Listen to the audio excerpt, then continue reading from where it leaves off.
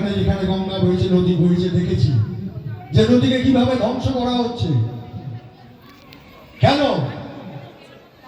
সত্যি কথা বলতে কিছু মানুষ আছে যারা কর্পোরেট দুনিয়ার কাছে বিক্রি হয়ে গেছে, আজকে নেই।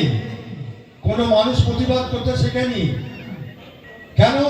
তাদের শেখানো হচ্ছে না। আজকে গঙ্গার ধারে যদি উত্তর কলকাতা, দক্ষিণ কলকাতা সমস্ত গঙ্গার ধারে আপনারা ঘুরে দেখেন, ছাত্র সমাজ এবং যুব সমাজ সকাল 6টা থেকে রাত্রি 12টা পর্যন্ত বসে আছে। তাদের এই মেরুদণ্ডটাকে ভেঙে দেওয়া হচ্ছে। কেন?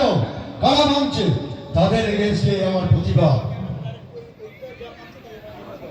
আরো এখানে অনেক বক্তা আছে, আরো বলা যেত, কিন্তু তার আগে আপনাদের কাছে আবেদন রাখছি, গাছ আমাদের বাঁচার অংশ, বাড়া গাছের বংশ। গাছ বাঁচাতে পারে সুনামি, বাঁচবো সবাই আমি। জয় হিন্দ, বন্দে মাতরম।